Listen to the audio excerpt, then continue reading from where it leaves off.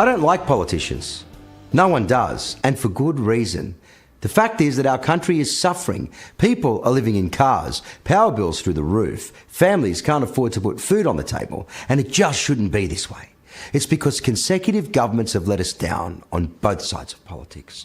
It's time for change. It's time to get back to common sense and the things that matter. Let's get Australia back, easygoing and happy. We all want our free, resilient, lucky country back. I want to bring common sense, authenticity and courage back into Parliament. We need leaders who have the courage and conviction to speak up for everyday Australians and the things that really matter to us, not their corporate mates or the lobbyists. I do this because I believe we deserve better. I grew up in McMahon. I started my family here, built a business and made a life. I want to give people a choice rather than the same old slick politicians doing nothing to change the lives of everyday Australians. Not more of the same. I want Australia to be free again, free of bureaucratic red tape, rules and regulations. I want Australians to be paid for their value, to be able to buy a home and have cheap, reliable energy, access to quality healthcare and afford the basics, have a family and just get on with living. Australia should be the home of free speech, not censorship. The truth is they don't listen, they don't love Australia, and they don't care about us. That must change, and we are the only people who can change it. And that's why I'm running as an independent for McMahon.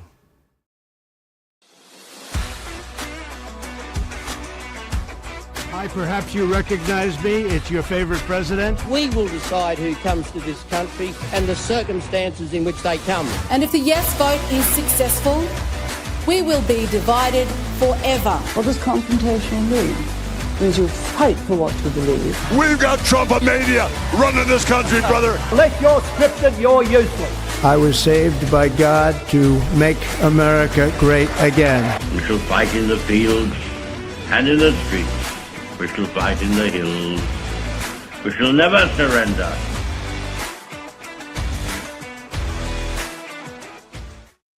G'day everyone, welcome back to another episode of Commanding the Narrative. My name is Stephen Tripp. Thank you to everyone that's watching. If you are watching this live on YouTube, Facebook and Rumble, you can contribute to today's discussion in the chat. We want to hear from you. You can feel free to ask questions or make comments.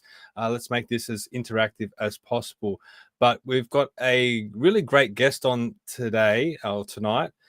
It's been a long time since I've spoken to him, so he's up to some interesting things for the upcoming election. But before we get there, let you guys know about how you can support us here at Commanding the Narrative and follow everything that we do. The best way is by heading to commandingthenarrative.com, and you can head to the website.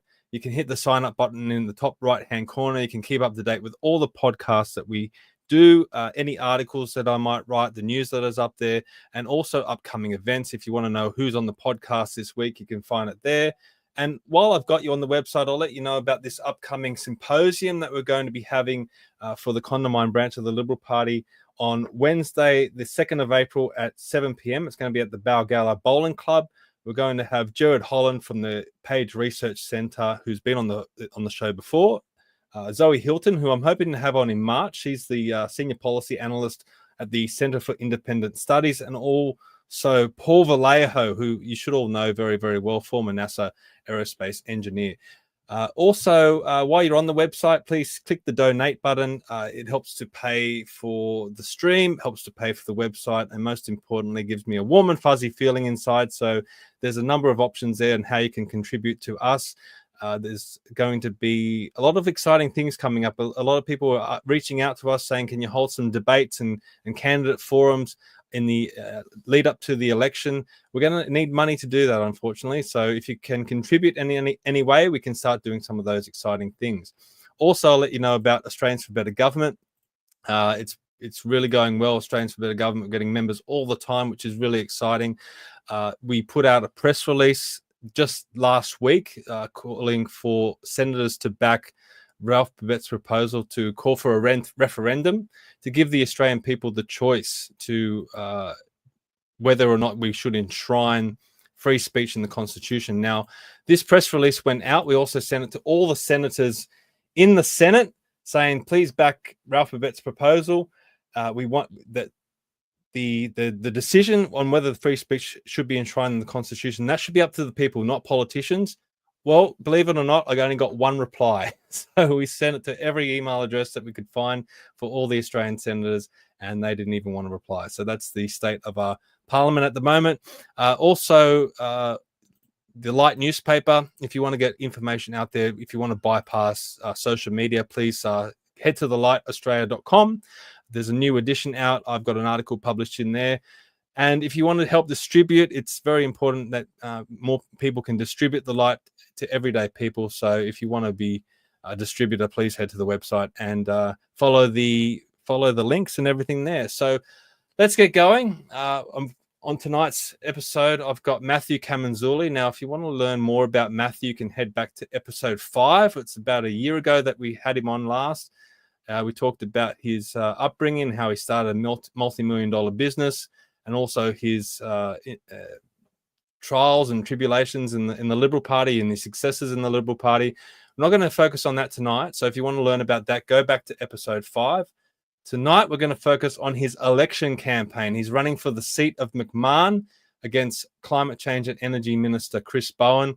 Let's bring him on. Matthew, welcome back to Commanding the Narrative. Stephen, it's great to be here, mate, as always. Yes, mate. Now tell me, what's happened? Last time I spoke to you on the podcast, there was no inclination that you were thinking about running for politics. You've popped your name up. You popped your hand up to run as an independent in McMahon. What motivated you to do that? I think for me, you've got to practice what you preach. I've been saying for a very, very long time that people need to step up, step in and get involved in the politics of this country. We're only going to do as well as the people that we have on offer. I've been encouraging people to join political parties, the majors, minors, whatever it is that suits them, and just getting involved themselves, because the quality of people that we've been getting into Parliament more recently is not reflective of the quality of people we have out here in Australia. And I think it's sad, but the truth of the matter is we're not sending our best and brightest to Canberra.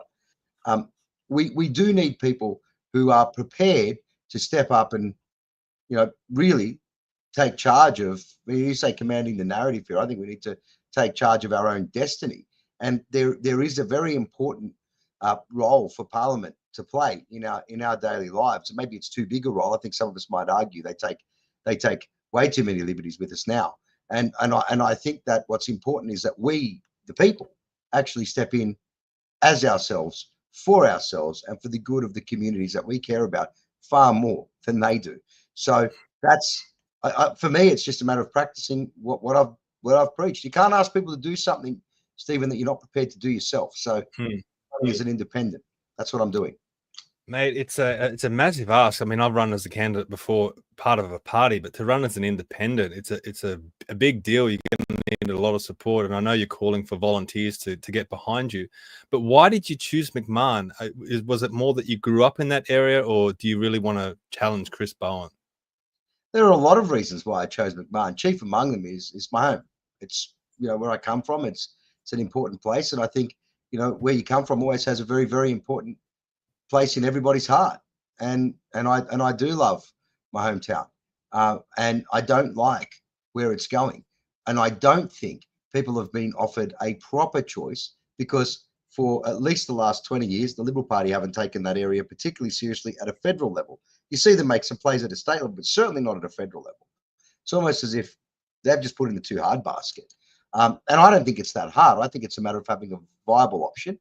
And I think things are changing. The other reason, Stephen, for me, is that I think we're seeing a big shift in the political landscape globally right now. And, places that might have typically been, Labor locked, will want opportunity to change. I don't think the Liberal Party's talking the right language for McMahon. I don't think they're offering the right solutions for McMahon. And I'm sure they're not going to, they haven't even selected a candidate, so they're not going to take the seat seriously anyway. They never do. So, Chris has had a pretty easy run. I think he's got about a 10% margin, a bit less maybe, depending on how you read the latest redistribution. God, I don't think he's in as safe a spot as that at all. I just think he hasn't had any competition, and I'm stepping forward because I don't see anybody else doing it, to give the people of McMahon, the people I care about, an opportunity to vote for somebody who actually knows how to move things and change things and deliver back the sorts of things that we would expect our politicians to deliver back to the constituency. And look, it's a matter of leadership, Stephen. We just don't have the leadership, and I think I can contribute. So I feel compelled to, and McMahon is home. So of course McMahon. And also one more thing, Chris Bowen. How bad is he really? I mean, all I'm getting is complaints. It doesn't matter which level we're talking to, and I'm sure we'll go over this a little bit more later.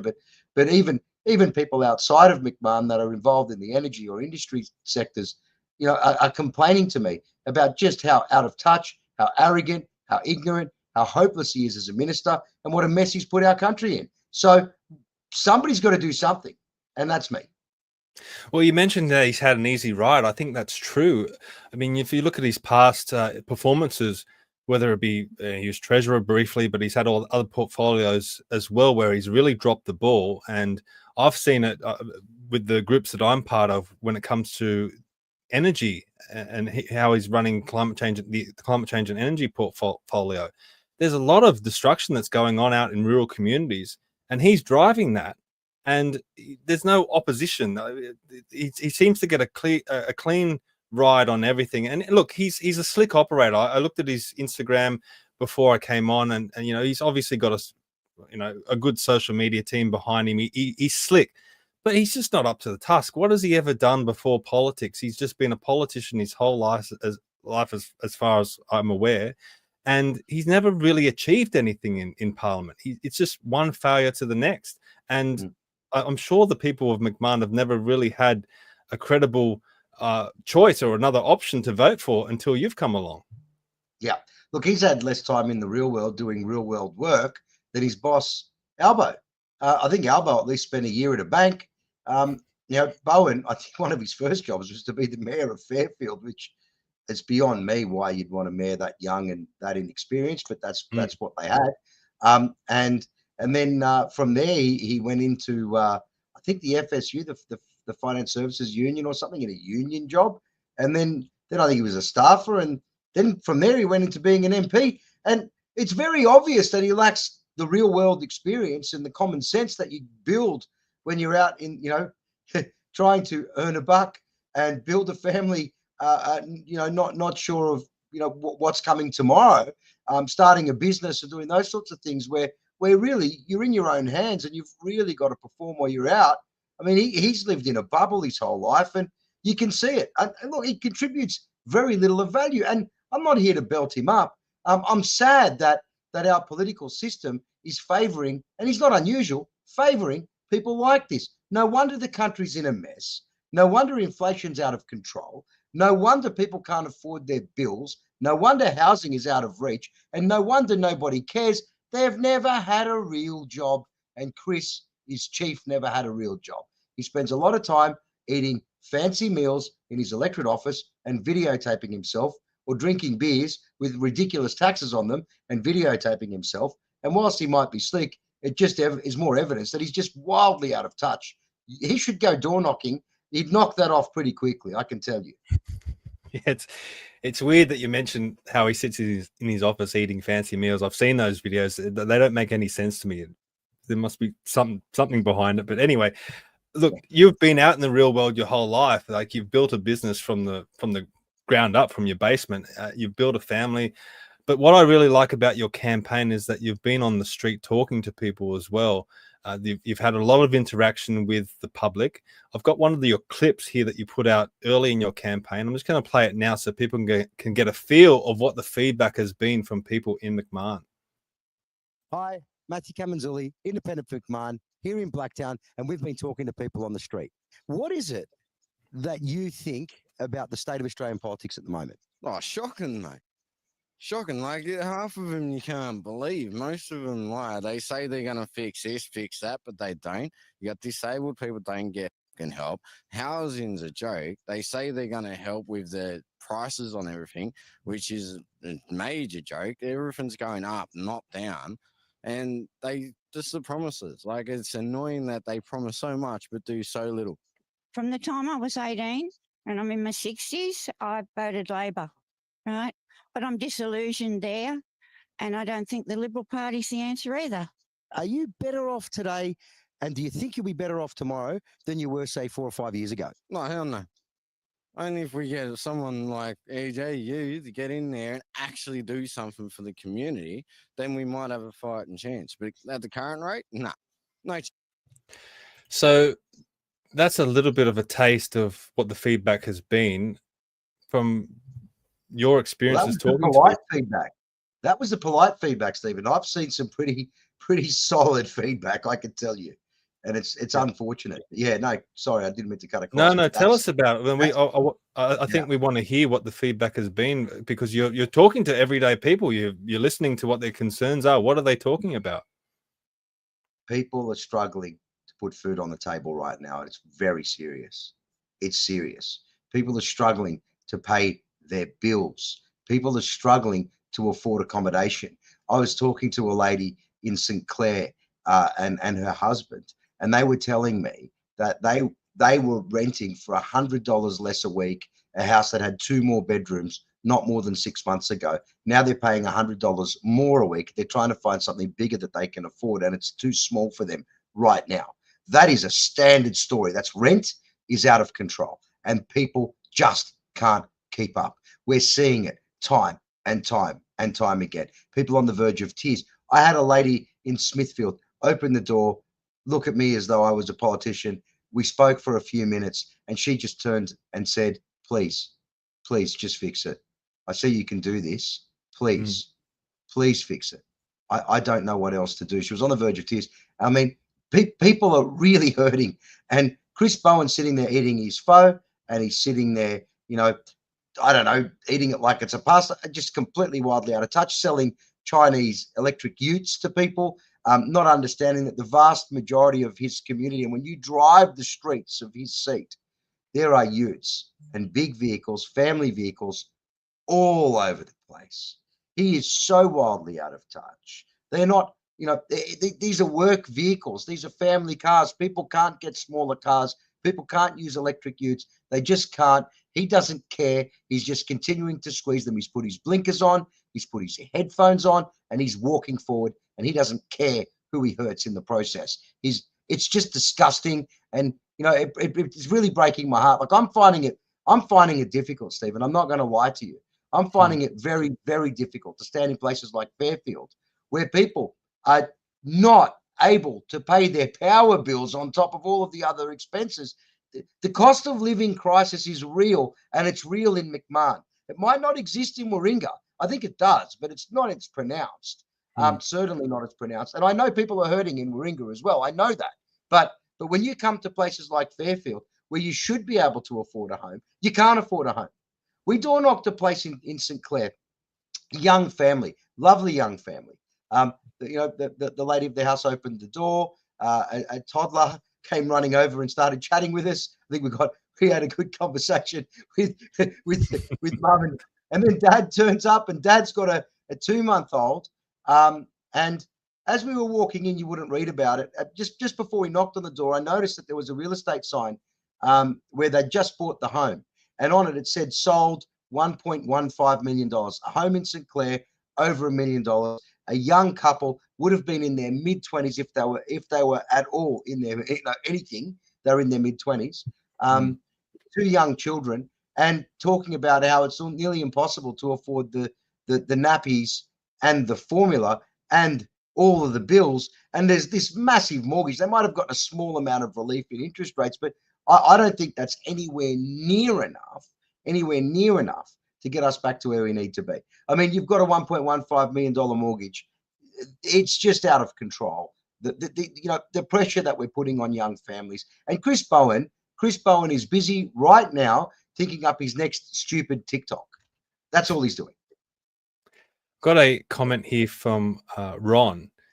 He says, imagine anyone from Labor or the LNP getting out on the street of their electorate. So people are really resonating with you going out on the street and doing these videos and speaking to people and speaking to them face to face. But you mentioned the ute situation, a lot of utes in McMahon.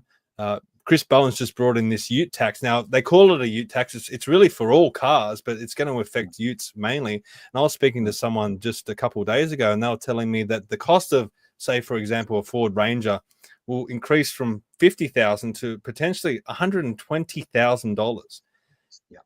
How are people going to afford this? I mean, the government's going around talking about how they're helping with cost of living, but tradies out there, you can't operate without a ute or a van or something. How are you meant to operate? Well, apparently you're going to buy a Chinese electric ute, or a whatever those Tesla ones are, which will cost a fortune anyway.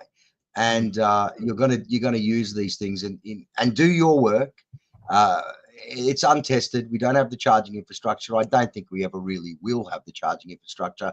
The power grid can barely keep up. Industry's leaving because they can't afford the power bills, and the power power grid will barely keep up with need. We've had blackout. And not only that. Look how long it took them to build the NBN. So yeah, well, look, that's right. But Stephen, on top of that, and this is the worst part, we don't have enough electricity to keep industry in Australia. I don't know how we're going to charge everybody's cars as well. And I know Albanese at the last election, because he's such a genius, said that people will be charging their cars overnight using solar panels. I don't think he understands that once the sun's not there, there is no solar panel electricity. It's ridiculous. And there aren't enough batteries. There haven't been enough batteries made in the history of battery manufacture to serve Sydney's needs with solar. It's impossible. It just can't be done. They've thrown the energy grid up in the air. They've closed their eyes and they're hoping to catch something. There is absolutely no common sense behind any of what they're doing. They're trying to chase rainbows and at the same time telling tradies that they're going to buy electric utes because they won't be able to afford the petrol utes. Now, worse than that, Stephen, and I know you know a little bit about real work in the real world and the need for utes, but the cost of utes is built into the cost of housing. It's built into the cost of plumbing. It's built into the cost of getting goods around. It's built into the cost of everything we do, just like the fuel excise. It's built into the cost of everything we do. People will need to put their prices up because their work vehicles have gone up in price. It's that simple. These guys do not understand when you've come from the union world and you haven't had a real job and you've never run a business and you don't know the difference between a profit and loss and a balance sheet. You don't get it. And it doesn't matter what nice things you say you're going to give us for free. If you don't understand what's fundamentally paying for those things that they're giving away for free, which is our money, you're not going to be able to sustain them. So they're putting everything at risk. They're putting everything at risk right now because they're irresponsible and they are absolutely incompetent. Bowen, Albanese, the lot of them, but most specifically Chris Bowen. Like you've come from the real world.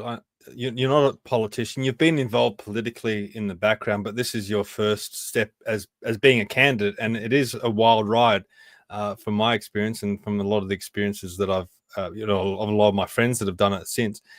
What have you learnt so far being a candidate and having the spotlight on you, but also speaking to people face to face? What because it is a learning experience. What have you learnt so far? I've learned that I thought I understood what it was to be a candidate. And I feel I have to apologize to all the people I've ever worked with before as either campaign director or as a campaign supporter. It's not the same until it's your face on the call flute. You really don't truly understand what it is until it's you, your money, your reputation, your life on the line. And it is tough. It's tough. I'm not going to complain, but I will say I understand why so many people don't do it. I'm doing it because I want to try and encourage others to do the same thing, and where it is rewarding as well. You learn a lot. You get to see a different side of Australian politics. You get to see a different side of the community. But the one thing that I'm really hoping to never be as a politician, Stephen, I'm not a politician. I might get involved in politics, but I don't want to be one of these people. I don't. I think our problem's been there are too many politicians in politics, and I think we need to fix that. And it's really a difficult thing to come to terms with, the idea you're going to potentially win an election. And I know it's going to be tough for us. I don't for a minute think we're in a winning position just yet. I think we've got a long way to go. We can win. We could win. Will we win? Well, that's a matter for the people of McMahon. But what I know for sure is that they deserve better. They deserve better. And I'm hoping to offer better. And I never want to be one of those people that puts my own interests ahead of the national interests. And that's something that I'm very cognizant of right now. Of course, people get involved in politics to feather their own nests. We all sound the same. It doesn't matter whether we really intend not to look after ourselves or not. And everybody says that you all sound the same. And it's true. It's true. People do all sound the same. You get some very practiced politicians, people like Matt Keane, who would make you believe that he's got the same sets of views and values as anyone else like me. But he just doesn't. They're not there. He's more interested in himself and his next career move. I'm not. I don't need this. I don't really want this, but I feel as though I must do it. And I want to do it to give back. Australia's been very kind to me, although I do feel more and more we're being betrayed by the incompetence of our leaders. I still want to give back while there's something to give back to. Let's focus a little bit on McMahon, because it's an interesting electorate. It's out in Western Sydney. It covers a lot of ground.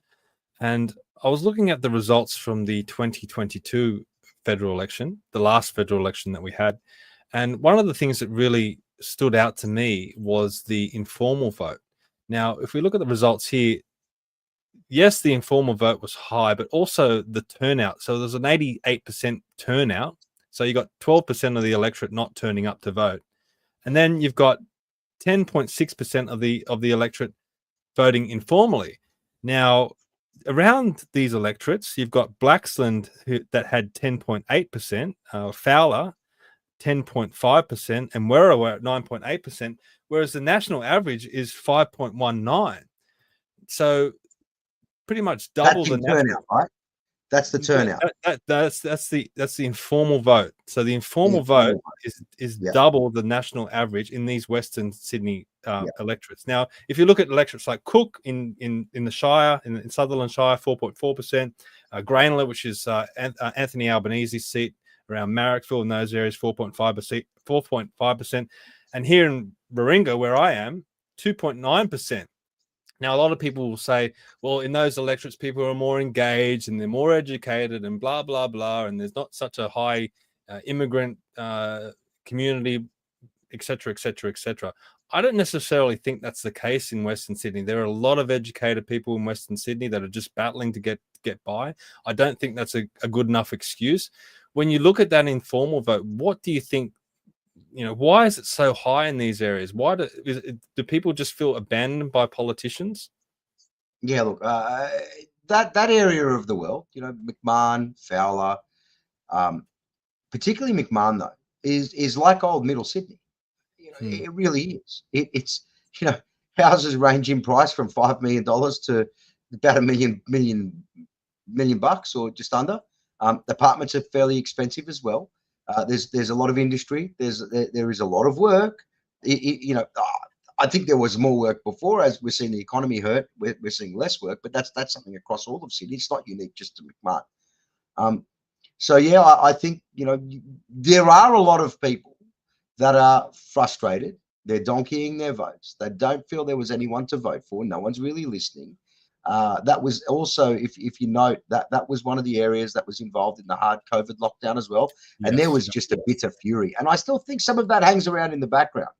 And as good as some of those other minor parties were, I just don't think they were connecting to people. They weren't doing the groundwork. It's one thing to put up a billboard, but you need to put up a billboard and you need to knock on doors. You need to put up a billboard and you need to stand on street stalls. You need to actually actively listen to people. You need to get volunteers on the ground. We've seen it with the teals. I think the reason that teal campaign had such a low informal vote, and don't get me wrong, I'm an independent, but I would never vote for one of the teals. I'm a very different kind of independent to them.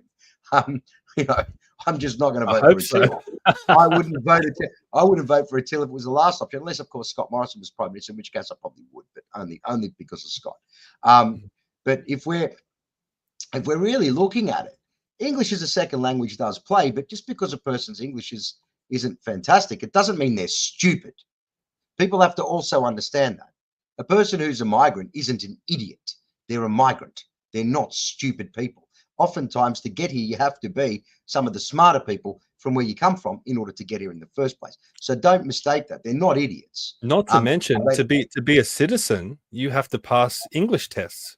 You have to pass tests. That's right. So to say that these people can't speak English and they don't know the voting system, and I mean, to become a citizen, you have to pass those tests. How else do you get in?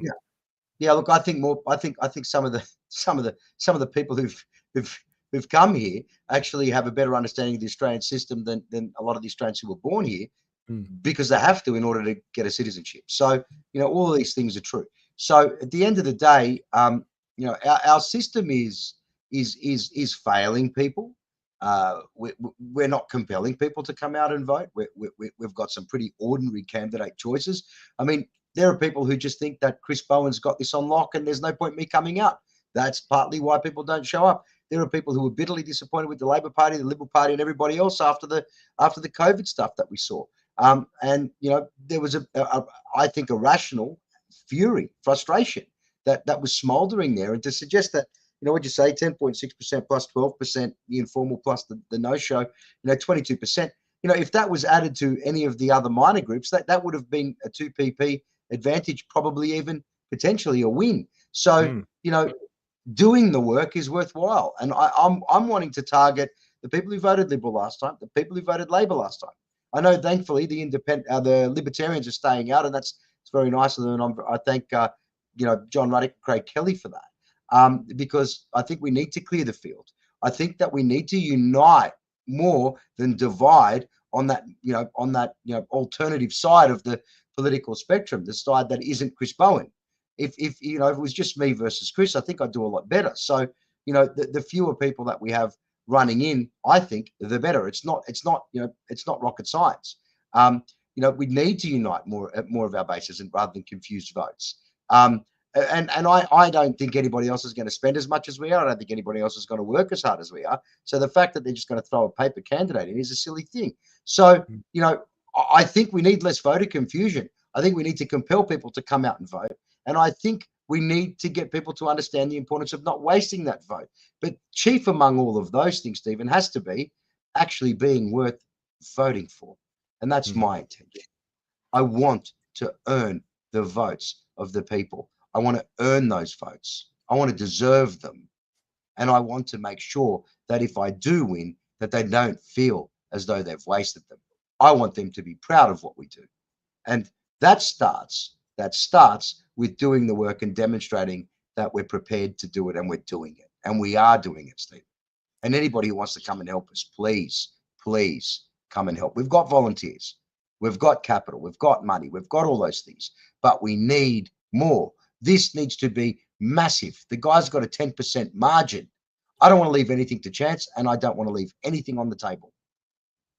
Speaking of volunteering for Matt, you can head to his website, matthewcamenzuli.com, and hit the Get Involved button, and you can sign up to be a volunteer. Look, it's very important that people do get involved, and you don't necessarily have to live in McMahon. I know Matt might not say that, but I'll say it, because look, this guy's the climate change and energy minister. A lot of people in rural communities are facing a lot of turmoil in their communities because they're faced with these massive industrial sized wind projects and solar projects, and it's completely tearing up their agricultural land, their natural environment, their communities.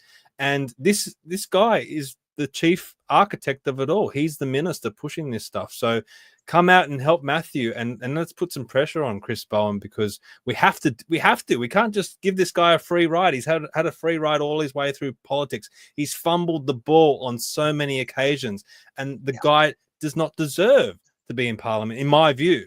So if you are encouraged by what Matthew is saying, then come out and help Matthew. Doesn't matter where you're from.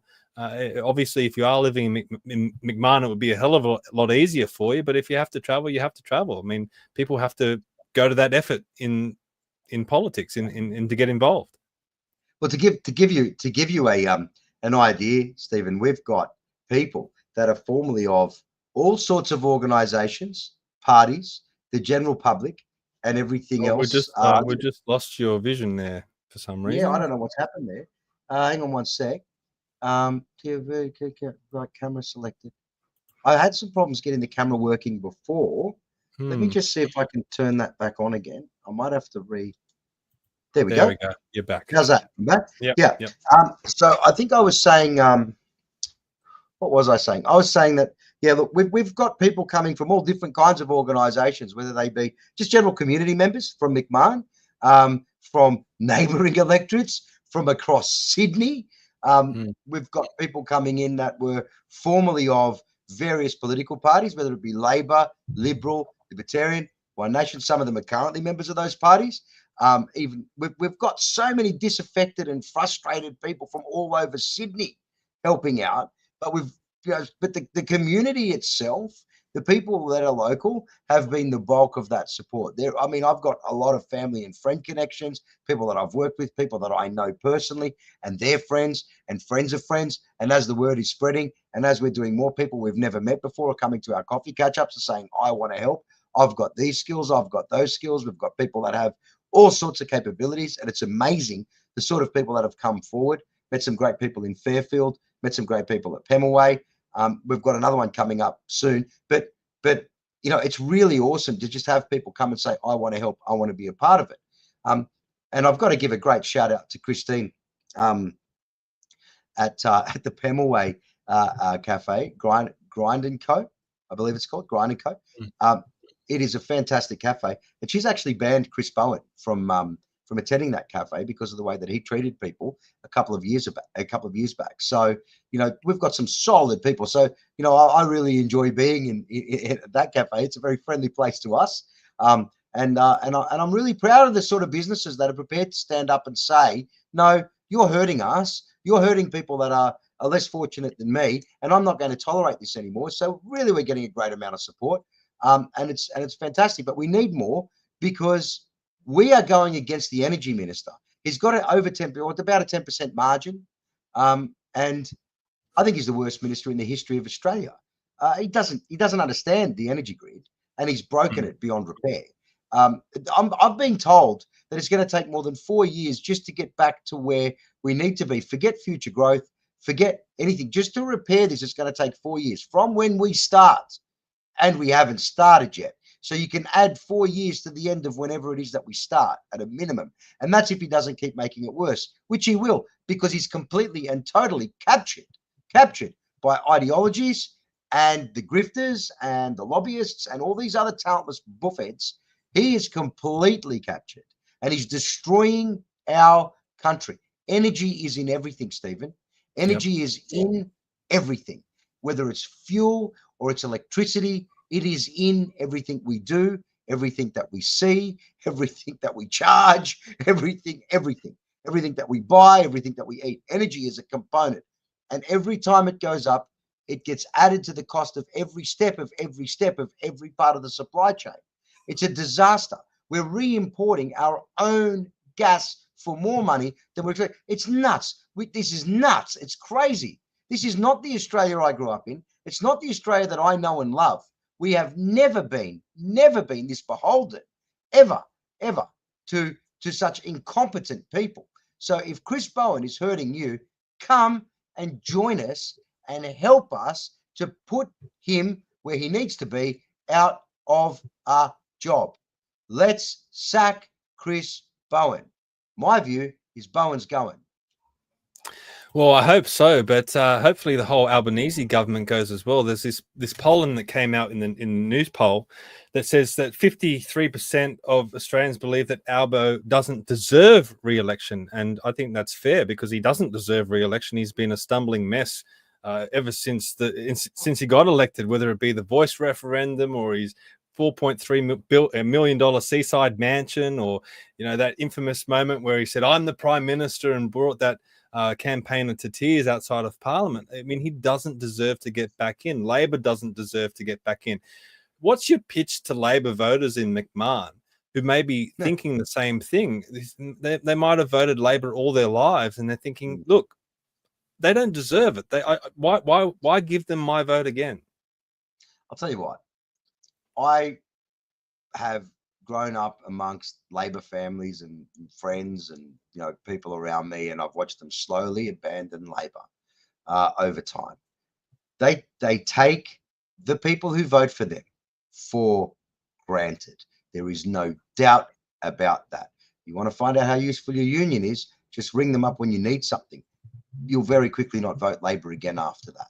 You know, they really do they treat us as fools, and they take us for granted, with very few exceptions. The other problem that you have with Labor is that, look, the Liberals aren't perfect. The Liberals are far from perfect, and I'm not sure I'd be voting Liberal this time myself either. I'm not sure if I was a Labor voter, I'd be voting Liberal, or vice versa. I think we have a big problem, but you know, I've definitely learned that over the years that the small difference between the Labor Party and the Liberal Party, if I could mention it, is that with the Labor Party, when the leader says put up your hand, you have to put up your hand or you'll be thrown out. With the Liberal Party, you know, they do have the opportunity to cross the floor and not vote with the party. It doesn't make them perfect, but that's why you sometimes see some Liberals actually make some sense. There are big problems with the way that organisation's run and its structure, just like Labor, and the decisions that get made by the staffers and the pollsters and all of the other people that they listen to and the leaders are horrendous, often horrendous. Where, you know, we're seeing a lot of sameness between the two of them. So, you know, are Liberals actually the solution? I'm not sure the Liberals are the solution, but I know this: Labor is definitely the problem. So we have to do something about that. So vote them out. If you vote for me, I will do what's best for McMahon, and I will do what I think is best for Australia, and that is to get the cost of energy down, to get the cost of everything down, so that we can afford to live again, and maybe even have a holiday, and maybe have, you know, have a beer at the end of the day if we're so inclined, to get, you know, some of the crime levels that we're starting to see down as well through, you know, these crazy tobacco laws that have basically failed completely in front of everybody, and they're causing the kids of McMahon to shoot at each other now, and that's no good. And I know there are a lot of worried families around where that's headed. So, you know, all this well-meaning nonsense from people like Tanya Plibersek in the city, they don't understand the damage that they're doing to places in McMahon, because they don't care about McMahon. They take it for granted, and I won't take it for granted. It's my home, and I care about it. I love the place. I really do. A lot of people don't understand it. It's a very complex electorate. You've got a reservoir in the middle. There are factories in the middle. So it's a real industrial place. You've got some nice suburbs. You've got some you know, suburbs that have been neglected. It's just tough. You've got some beautiful semi-rural areas as well that are just lovely, and, you know, very, very clean air, and, you know, with a view of the new airport that's coming, you can smell the energy. You can see that sense of hope. But there's just a, you know, a lack of understanding from Labor. They don't understand that their areas have changed underneath them. And we saw that with the Democrats in the US. They didn't understand that those areas, those Rust Belt areas, which, you know, where people had more meaningful work once before, where people had opportunity before, and that all dried up because the Democrats, like the Labor Party, are just incompetent when it comes to forming policy. And they do things to keep people poor because they think that poor people vote for them. So they try and keep them poor. It's how they keep their base nice and large. I want to do things that are going to give people hope, aspiration, something to aspire to, the ability to start a business from a bedroom and turn it into an international success story. That's what I want to see happen. I want to see people be able to go to hospital, right? Crazy thing, and not wait for 14 hours for their children to be seen. I want that for this country. That's the country I grew up in, where you could go to hospital and get served. Now you go to hospital, you wait for 14 hours. It doesn't matter whether you're paying $5, $10, $50. You've got to see somebody at some point. So we have some real problems here. Labor keep talking about all the things that they're doing, but things are just getting worse and worse and worse and worse and worse and worse and worse. We have a pretty good accident and you know, injury health system here. If you've had an accident, or you need emergency care, you've had a heart attack, you've had a stroke, you know, our system's pretty good. You go through the back door, right? The ambulance will drop you off. You go through the back door. The service is fantastic. But if you have other conditions, long, ongoing conditions, you have to take your children to the children's hospital where they bump their head, or you're worried about something. You know, the lines are crazy. The queues are huge, and we're just not getting through it. There are real problems there. I don't care what they're saying. It's what we see that matters. And it's just not as good as it should be. We should be a rich country. We shouldn't be re-importing our own resources. We should be Yes. able to afford the world's finest healthcare without levying everybody. We should have proper royalties where, we should have that like other countries do. I wouldn't do anything that other countries don't do, Stephen, but I'd put Australia and Australians first. I'd put McMahon first, and I'd rebuild our industry by making electricity cheaper. See, one of the things that you can have when you want a high wage economy is you can have a high wage economy if you've got cheap energy and cheap land. And we don't have cheap anything. So soon we're not going to have a wage economy because our economy is falling apart in front of us. And, things like the steelworks in Whyalla there has just fallen into the hands of the government, which is like jumping from the frying pan into the fire. These bozos wouldn't be able to run a steelworks. They can barely run a government. It's nuts. And they're bailing the guy out. They're saying, oh, we're not bailing him out. Of course they're bailing him out. If my business went bankrupt or your business went bankrupt, the government's not going to step in and pay your debtors. See, the government has to pay these debtors because I don't understand how the Foreign Investment Review Board even let this through, but they did. But, if we're not going to have cheap steel, if they're going to continue to pretend we can make green steel, whatever that is, I think I just want steel that works, right? I don't care what color it is. But they want to do these silly things and they want to try and run it off a windmill and a battery and a solar power. You can't make steel without coal. You can't make it without cheap energy. You just can't. The end. Knock it off. That's why it's broke. That, and there's a couple of other reasons, but that's the primary reason. And wages will not be able to be sustained at the level that we have them if we don't have cheap electricity. It's very simple. We need cheap land, cheap electricity, so that we can then keep our wages up doing high quality manufacturing work, high quality things. We have to make things again. We have to turn those warehouses in McMahon into factories in McMahon again that actually do real work, making toasters and making cars in Adelaide and making things again. I remember being part of a high-tech manufacturing company, Stephen, in Darlington Place, one of my first jobs. We had laser cutting, had water cutting, was fantastic, metal folding, welding, manufacturing, fabricating signs, made architectural, structures, really brilliant stuff, really brilliant, well-made Australian stuff, high quality, well-made, good stuff. And the people got paid good wages because the opportunity was there because our electricity bills were cheap and you could get power in cheaply. So we did high quality stuff. We did it locally and people were proud of it. Meaningful work is a good thing. And the people of McMahon and the people of the surrounding areas deserve meaningful work. Bowen doesn't understand what meaningful work is. The closest thing he's come to a workplace injury is a paper cut. He hasn't got a clue. He doesn't know how hard this can be. And he's never run a business and he doesn't understand how much his really stupid ideas actually impact the people who are trying to pay the wages of Australians really hard. So, yeah, we just need change. Sorry, mate. I know we're a bit off track there, but that's, I want to do what's right by the seat. And they're just not. They've abandoned it. They've forgotten it.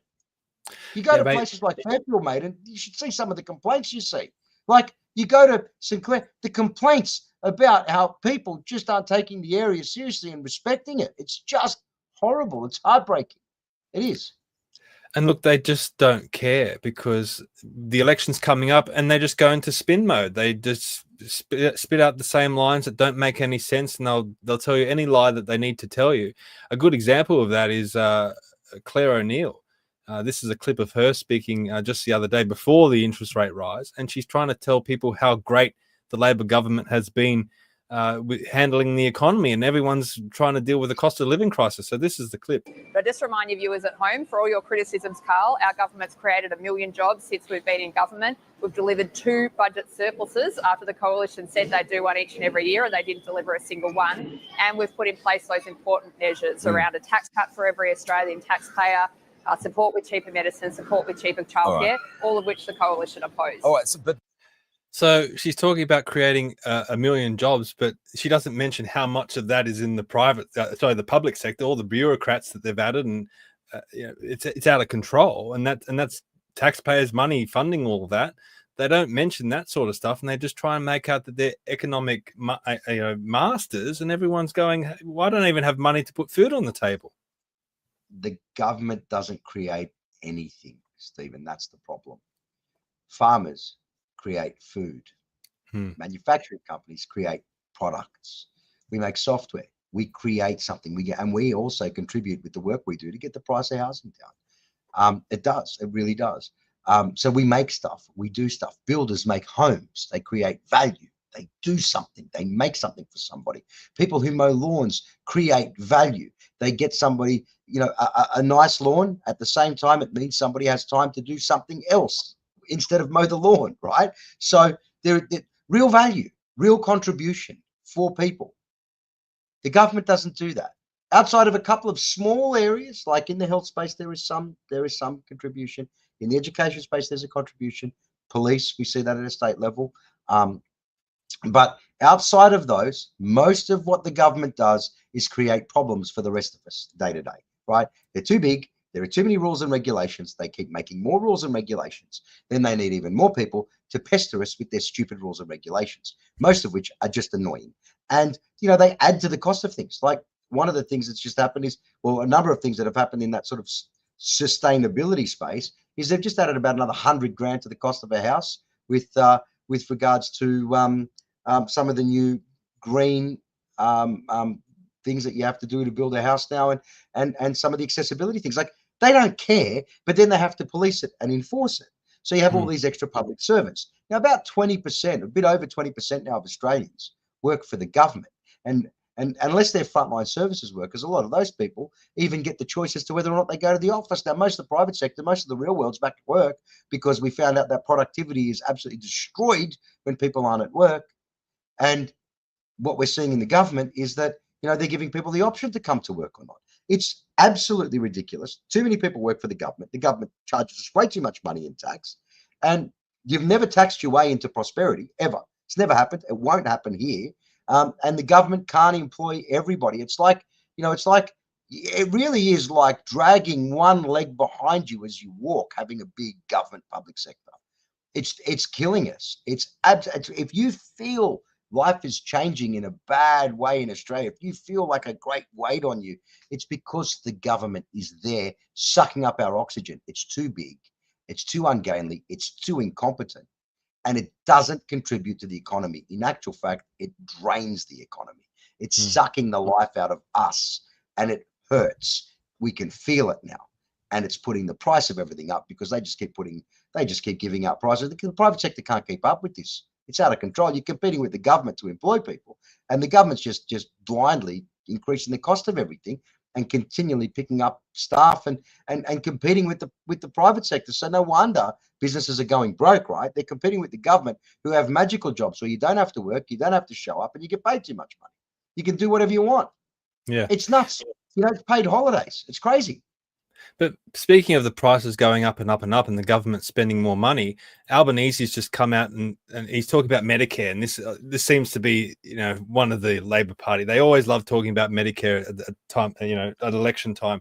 And he's saying that he's going to inject $8.5 billion over 4 years into Medicare, so we get more bulk billing. Dutton's come out and said, no, I can do better. I'm going to spend $9 billion. But I don't know if they don't understand, or they just want people. They think people out there don't understand. Whether we pay it from the government side or we pay it out of our own pocket, we're paying no matter what. So this $8.5 billion or $9 billion that they're going to throw at Medicare, it's coming out of taxpayers' funds. It's coming out of the Medicare levy that every one of us pay each year. It's not, Stephen. It's not. It's coming out of borrowings. We're not even raising the taxes enough anymore. So no, they're borrowing that money. I don't think don't be mistaken. They are borrowing that money. They are not getting it out of taxes. So they're putting us in even more debt. So, which is crazy at the moment. Yeah. I know this. Healthcare is something that is very, very important to Australians. And it has been, I think, for as long as there's been in Australia. I think Australians prioritize health, and it's something that they are prepared to pay a little bit of tax to get. But at the same time, I also think that when you start seeing people like Anthony Albanese carrying on about how Medicare is at risk, it's only at risk for people like him. The more and more they ruin the economy, the harder it is to raise the tax base and to raise the finance so that they can borrow the money, because it's going to come from somewhere. He's putting Medicare at risk. It's not Peter Dutton who was going to put Medicare at risk. I think they're both putting Medicare at risk at the moment by how much they're going to be contributing to it. I think we need a sensible conversation about some of the things that we see here going on.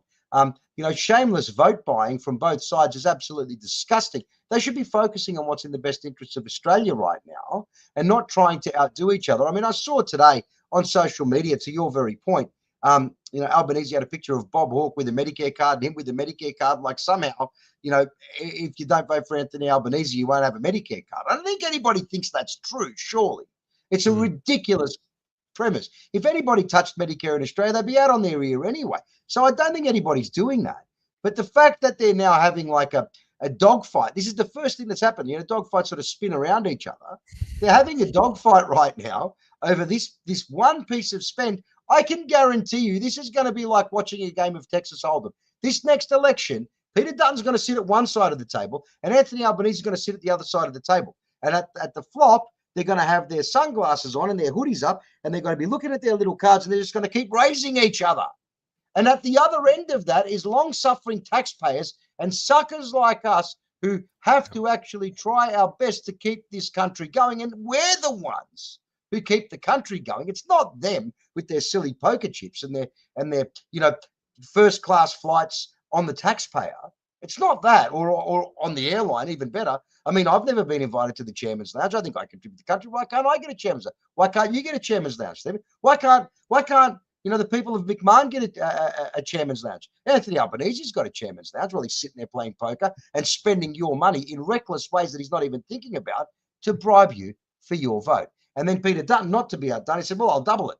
Let's just do. Now, we watched the New South Wales state Liberals do this at the state election. They had every single free thing you could possibly borrow and spend on. And it absolutely destroyed them because the people aren't stupid.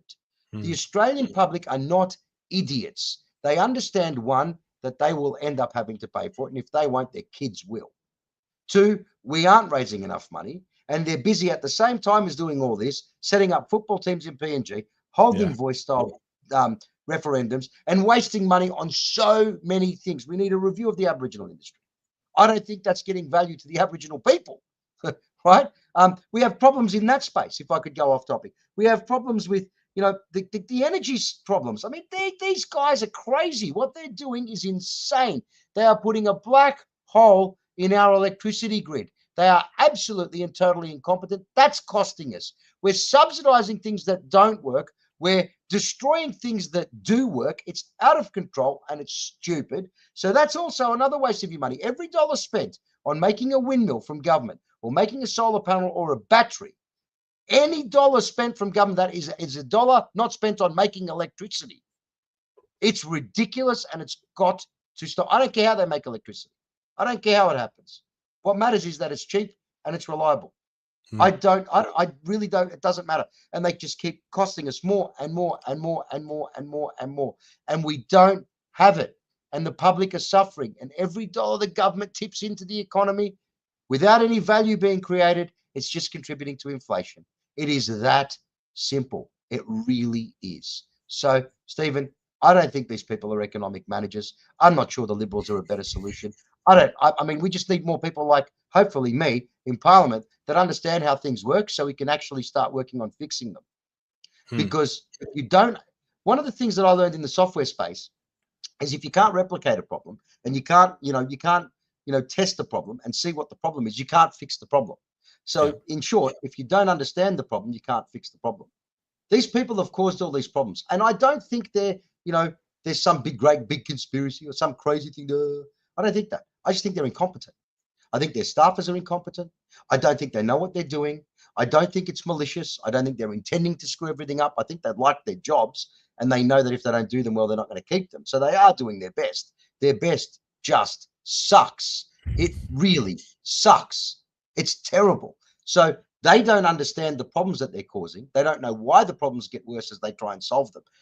It's like they're just standing on one of those conveyor belts and it's getting faster and faster and faster and faster and faster. And they don't know what's driving the conveyor belt. And it's driving them off the edge of a cliff. And I don't think the Liberals are any better right now. And if they are, they're not listening to the people who know what they're doing because they're too busy trying to bribe voters and out Albanese like the state government did. That doesn't work. if they keep that up, they're definitely losing the election, which doesn't bother me because I don't think either of them are going to win. I think we're going to see a minority government. So we need more good quality independents, not pretend ones that are going to carry on about luxury issues from the eastern suburbs. We need people who understand how Australia works, how business works, and how people, work, because they're out in the real world with real people. And we need those people to be in Parliament contributing to the operation of this nation. Because if we don't, there won't be a country left. It's getting very bad out there, Stephen. Yeah, no, definitely. Look, I'm conscious that we're almost at time, but I want to squeeze in a few more questions from the listeners. Bull Pirate says, you're saying all the right things, but how do you make the electorate aware of what you're saying? And do you have billboards, signs, and ads? Watch this space. We've signed off on a pretty comprehensive package. I think Chris is going to enjoy seeing our face everywhere. And where he doesn't see our face in sort of advertising and billboards and other places, he'll be seeing him on yard sites, and he'll be seeing us at every shops and every community centre and everywhere we can be. He will be seeing us everywhere because we're running a ground game, we're running an air game, we're running a socials game. We are absolutely serious about this, and I'm bringing a lot of force to bear. We've had some very generous donations. But for the most part, I'll be funding the whack of this campaign, and I'm spending a substantial amount of my own personal money, which I've done in the past when I've sued Scott Morrison. I don't ask for anything back. I just want to fix Australia. So, yeah, we're not leaving anything to chance at this election. Got a question from Tony. Matthew, your brand of sincerity, passion, and local knowledge is grossly absent in most seats.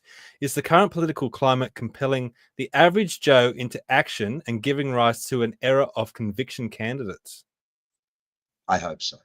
If all I achieve through this process, David, is to encourage more people to do this, people with capability, people with things to lose, people who'll find it very, very hard to step away from their more comfortable life and into a life of service, then I've achieved something. And that's what I want to achieve. I want to win. But if I don't win and we get a whole bunch more candidates next time and we start winning, then we'll fix Australia. Because if we don't, we won't. And that's simple as that. Bull Pirate says, how do we donate? Is that heading to the website? Yeah, if you go to the website right now, there's a pledge button. In actual fact, the website that you showed, I think we're about to change that. It's going to go live. Let me just check. I think it's tomorrow or next week. Yeah, no, it'll be sometime next week. But right now, you can pledge to donate. If you click on that, we'll get in contact. So please do that. We definitely need support. I'm spending a fortune, so anything that you want to do to contribute will help because we can do more. We all only have limited budgets. So the more we get, the more we can do. We want to do more leaflet dropping. We want to do more letterboxing. We want to do more, get more posters out there. I want to do more advertising. I want to do more social advertising. I want to do all of it. So the more we get, the more we can do. So, that's on the website right now as a pledge. Click on that, and soon that'll be updated. Same as the volunteer page. It's all getting updated, but it all works now. So please click on it, and we will get in touch. We will. But it's still going to be the same website, right? Still MatthewCamenzuli.com. Same address. It's just going to be made a little bit prettier. So don't hold off. Don't wait. Just jump on the site as it is. We know that it could do with a little bit of work, and that work's getting done. So it'll be out pretty shortly.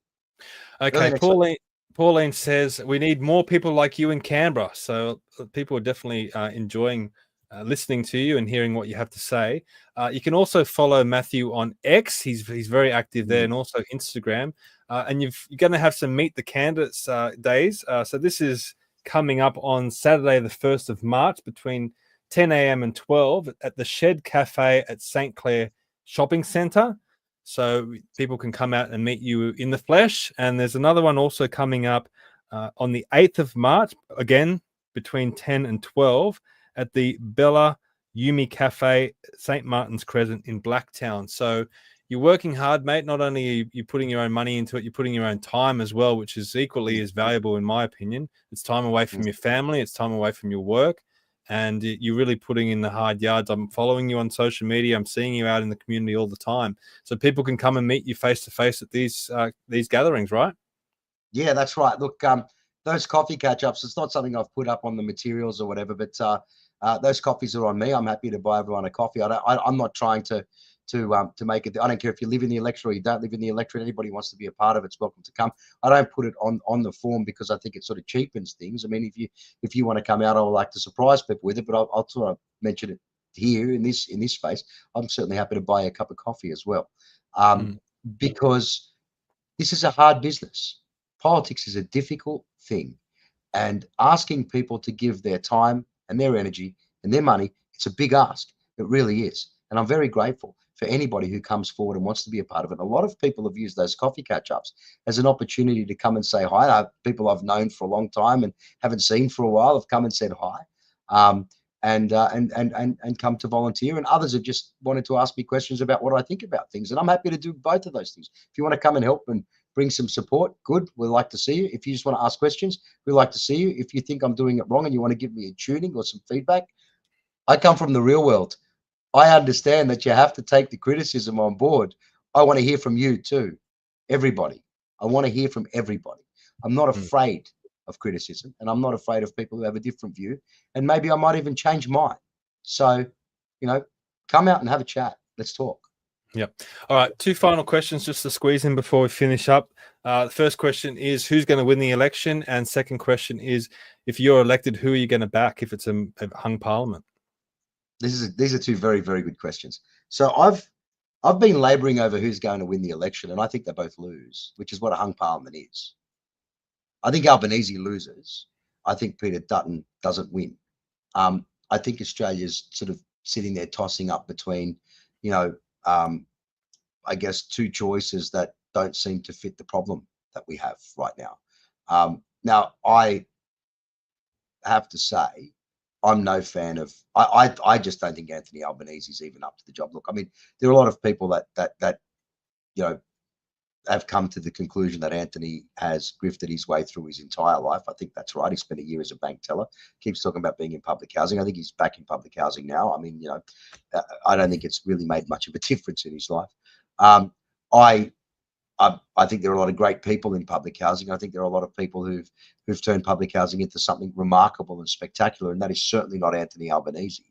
I don't think he's bright enough for the job. I say that with ultimate respect. I just don't think he's up to it.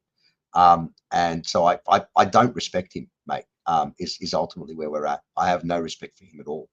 I find him a disappointment. I just can't bring myself to listen to him for any great length of time.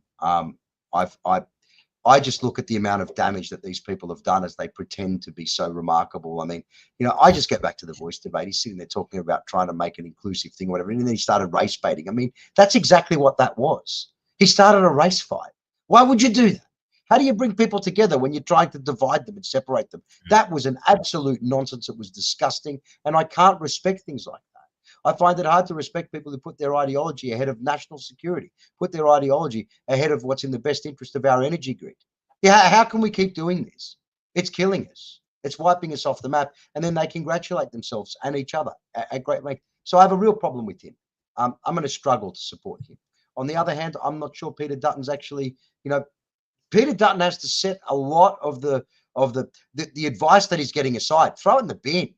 Throw it in the bin. It's a different Australia. It's not the Australia of Alex Hawke's Crosby Texter. It's not the Australia of the people that do the spin doctoring, and people are hurting now. Okay, we are no longer a rich and comfortable nation with a big and growing middle class. We are now a country that is struggling to make enough electricity to serve industry, where major industries are falling into the hands of the government. We've had an airline fall into the government's hands, and now we've had a steel mill fall into the government's hands. And I guarantee you, anything that isn't big enough to fall into the government's hands is falling into the bin.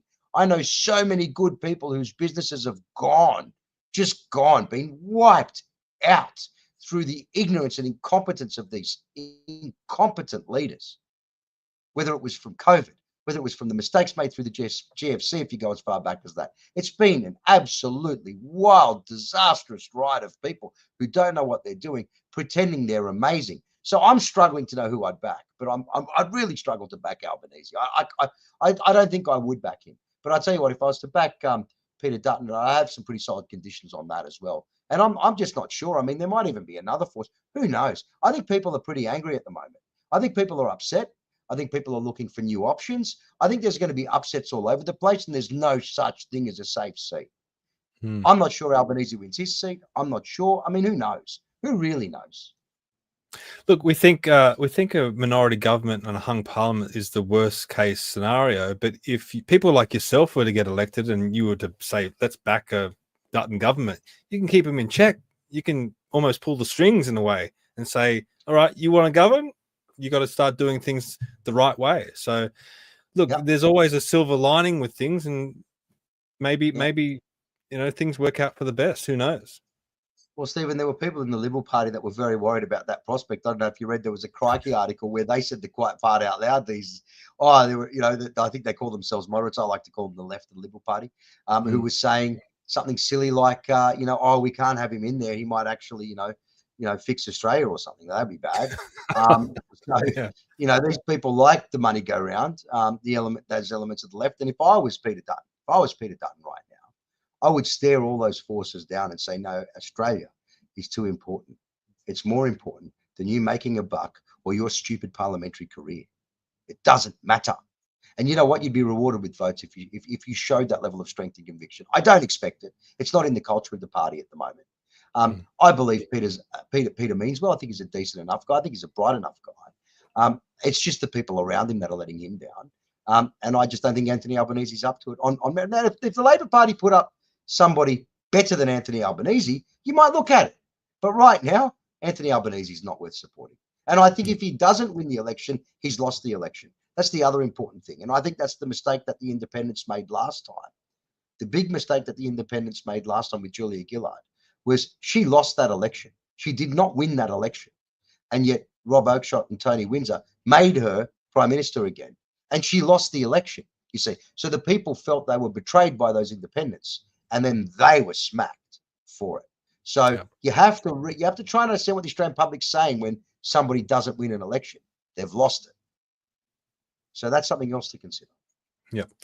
Look, thank you for coming on tonight. It's been great talking to you. I think the audience has loved hearing from you. And look, if you really have resonated with what Matthew has said, get out and support him. I mean, a lot of people like to complain about the political system, but you have to get involved and you have to back good candidates, whether it be Matthew or other good candidates out there. Just get behind them and support them. It is so valuable. You don't understand how incredibly valuable it is to have boots on the ground and people backing you and standing on polling booths. So if you can give up your time or whatever it might be, head to his website, matthewcamenzuli.com, and let's start supporting some good candidates in this election, because it's not looking good with some of the options that we're hearing about so far, especially with the hung parliament coming up, or potentially another term of Albanese. But also head to commandingthenarrative.com, sign up there for the newsletter and keep up to date with everything that we're doing. And if you know any other good candidates that you want me to interview or have on the show, reach out to me.